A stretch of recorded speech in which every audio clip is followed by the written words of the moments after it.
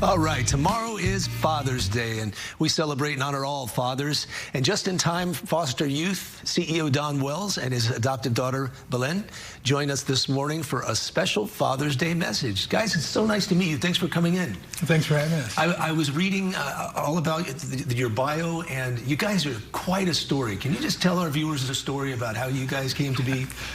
So, actually, I was at another television station when the Columbine shootings happened. Right. And I started a campaign to recruit male mentors that year because all the stories were about the young men who were sort of disconnected and disaffected.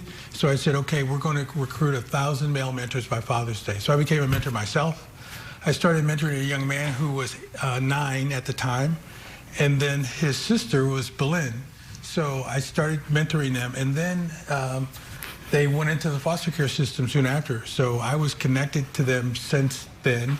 And after a while, Belen, I started calling her my daughter on purpose, and I was her dad on purpose. Yeah. And things just continued, and we were connected as I was working for Just in Time for Foster Youth. And then a couple of years ago, we decided, rather than just have that be the, how we were calling each other, we would just do the adoption thing. So at 31, Belen agreed to be adopted by me and my wife. And Belen, for those who aren't familiar with Just in Time, tell our viewers about Just in Time, what they do. Just in Time provides services for foster youth. It can vary whether you've been there a day or most of your life. You can go in and ask for different services, such as like the financial aid services that they have. They have quite a few services. Well, what Belen was really great at, she was in our financial fitness service, and she became this super saver. She saved money like crazy, and eventually she bought her car. My own car, yeah. Very cool. Because you come up through the foster system, and Just in Time was founded, I guess you'd say, with the thought of taking foster kids who come through the foster system, they turn 18, and they need the next step. They need help with the next step to get their lives going, right? Yes. Right? Yeah, they help like college bound if you go into it. They help you furnish your place, or even My First Home, if you get a place, they also help you get basic necessities and help you start off. Yeah, and the big thing is that we do provide all those resources. You get your driver's license, everything. But our main thing is sort of what we're talking about today, which is a sense of belonging and community. You have all of these relationships that come with every service we offer, because the biggest gap that exists for young people in foster care is they're disconnected from their families, then they're disconnected while they're in care. Someone that's consistent. Exactly. Right. So we say that we're a reliable, responsive, real community that they can count on going forward. And you started out by talking, you used the word mentorship, I believe. Right. That was one of your motivations. And with all the young people that you helped bring up, you couldn't be a father to all of them, but this was kind of a way to play that role, wasn't it? Right. And I didn't have children of my own, but I had a great father myself, so I know what that role was about, which is really about helping prepare your children for what they're going to do later, to challenge them to be their best selves, to coach them, and then to empower them. But the biggest thing is showing up.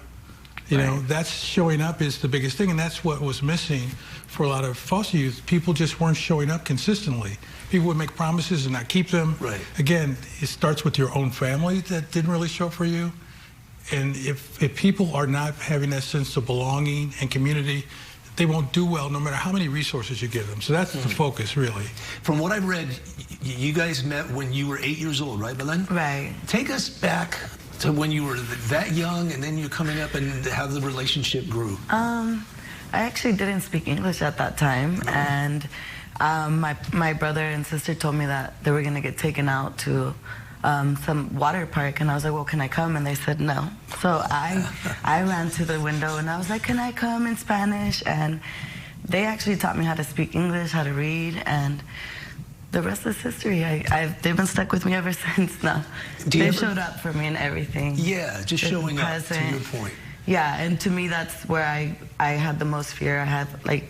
I was afraid that they would leave me at any given point, and he's like, let's seal the deal, and that's why we did the adoption. It was like, you don't have to have a fear of it, and it applies to Just in Time. They don't leave you through anything. They're there, and they show up, so. Do you ever think about what your life would be like if you hadn't met these people and had this mentorship and all the help?